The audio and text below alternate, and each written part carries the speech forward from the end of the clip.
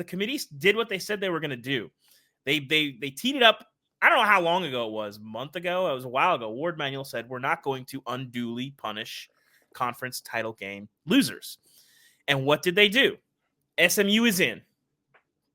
They went to that game, played in that game, were not kicked out of the bracket while Alabama was home.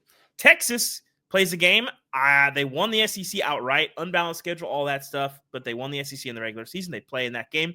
They lose a tight one in overtime. They're given the 5 seed, despite the fact that I'm not sure their resume is better than those teams that they play, that they're above. And they get a great path. They get to play a Clemson team that SMU is the first good team that Clemson's beaten all year. And then if they advance in that game, they will get Arizona State. Texas will probably be at least a touchdown favorite in both of those games before they get to the semifinals if they can win their way there. That's a pretty nice little path. And I think that jumps out to me as the biggest thing that the committee, for all the criticism and for all of the raised eyebrows, for them to get to this point, and we have conference championship weekend, and they don't penalize those teams is really something.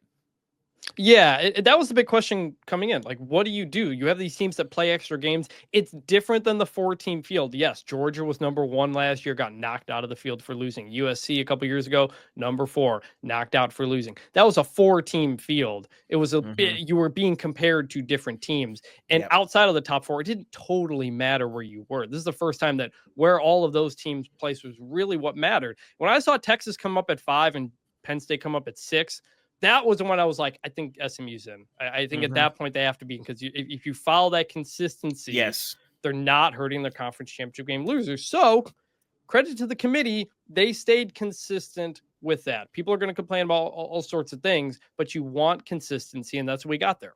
I'm really curious if the committee, how much of it, I mean, it rolls over. I'd have to think, there's 8 or 9 people on the committee this year that were on the committee last year. Is that about right, Chris? They rotate like 3 or 4 people a year. Yeah. Anyway, I'm really curious how much the weight of all the blowback of last year of putting Florida State out despite going undefeated did weigh on them this year, because you're faced with kind of a similar situation here, okay? You're not talking about injuries, but you have a conference title game loser. You have an SMU team that doesn't necessarily have the wins, but you said you weren't going to punish conference title game losers. You have the opportunity to pick Bama and send the ACC into a off-season long existential crisis, and you don't do that. Dame, what did you make of the committee's decision? Obviously, you played at Bama. You're very familiar with that program. I think the arguments are pretty standard at this point. SMU doesn't have better wins. They have obviously much better losses. Bama has much better wins, but has 2 losses to 6-6 teams, including a 21-point loss to Oklahoma. What did you make of that committee's decision? Well, I think you hit the nail right on the head. I think they did that just to avoid the criticism that they faced all offseason, all the speculation of if they're going to get it right this year. And that's why they left Alabama out. We all know that Alabama is, and I'm not saying this is right, wrong, or indifferent. Alabama is the bigger brand. It's going to attract more money. It's going to draw more viewership.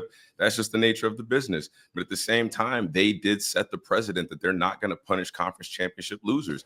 Do I think that's fair? I'm not really sure, because there's a lot of talk about getting rid of conference championships. So if we're going to get rid of the championships, and that's the chatter saying that these championships games don't matter, then why do we not view that conference championship just like another game? If you lose, then you should be viewed and, I guess, evaluated the same as those other 8-9 teams that are at the bottom of the rankings.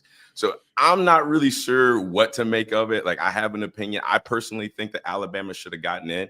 And this is coming from a former Alabama player that said Alabama wasn't a playoff team. But when I look at how everything is viewed and how everything is evaluated, they have better wins. Yes, they didn't play for a conference championship. They beat the number 2 team in the country. They beat the SEC champions. They've got better wins. Yes, I know they got some embarrassing losses, but we've even talked about the committee views big wins.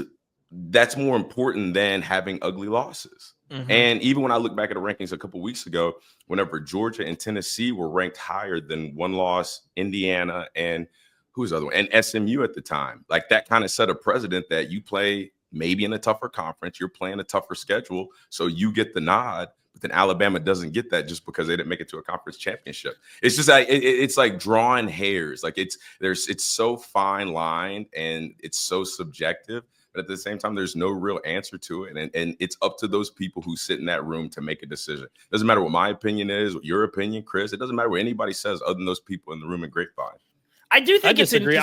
I think our opinions matter. I think they're the most important opinions that are Agreed. going on. Actually. I do think it's interesting. I thought SMU should have been in, but I think the Alabama argument is interesting because if you want to take the cynical view a little bit of this decision, I do think you're right, Damien, that it does point to some inconsistency because throughout the committee's history, wins have mattered a lot more. They haven't really cared who you lost to. I think that who you lose to should matter. I think especially if you're comparing a 3-loss team to a 2-loss team, I think who you lose to should matter.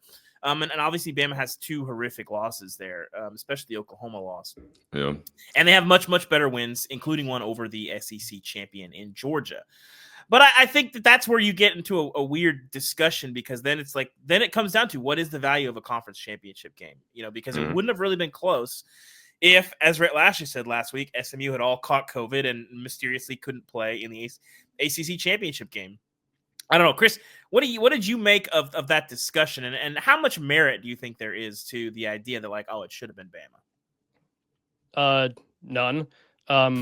So here, actually, real quick, here's a fun live reaction from Molly McGrath, who's at the Clemson watch party. She says, during Clemson's watch party, the loudest cheer of the day wasn't for their own ranking or matchup, but for SMU's inclusion in the playoff, which I think is pretty cool. I thought it was pretty cool that Dabo was stumbling. Here's a question. What's cool about that? Hold on, Chris. Hold on. What's cool about that? What's cool about that? Because he's sticking up for his because Clemson is currently suing to get out of the ACC, and yet they're cheerful that the team that they voted against, voted against SMU joining the conference, and they're happy that they made the playoff. If I put on my tinfoil hat, how much of that is ACC solidarity, and how much of that is here's a middle finger to Bama? That Bama's that's why I'm saying what is cool about that. They were happy because another ACC team got in. They were happy because Bama didn't get in. Just like the rest of the college football world who aren't Alabama fans. Like Chris, don't do this, Chris. Don't sit here and act like this is an ACC pack. It's not that. I know Fran Brown and Dabo Swinney are patting each other's asses and kissing each other's forehead. Yeah, that's great. Thanking each other. Cool. That's fine. But that's not what this was. This isn't what this was about. This was about everybody collectively, you included, Dabo Swinney and Clemson included, finally being able to say the committee did not put Alabama in. We're tired of them. We don't want to see them anymore. We've seen them in the 14 playoff. And it's still the same narrative, clearly, because everybody's just happy that Alabama didn't get it. So here's where it was just different this year. Normally, neither of these teams would have been in the 14 playoff mix, and so it wasn't a comparison to be made. SMU was already 3 or 4 spots ahead of Alabama. You can make the conference, the strength of schedule argument, but it would have been made a while ago. It's the fact that you're playing an extra game. Do you penalize them for that not happening? This is why I think it was different than Florida State last year too, because Florida State and Alabama played on the same day. The new Florida State and Alabama. Alabama went and beat number 1 Georgia, while Florida State didn't look great without Jordan Travis. And so there was a clear comparison here. We didn't have that this year. Alabama was sitting at home. SMU was playing. The final data points we got at the end were a bit different for the committee. I know a lot of people compared it to FSU. That's why I think it was different, because of what we got the last day.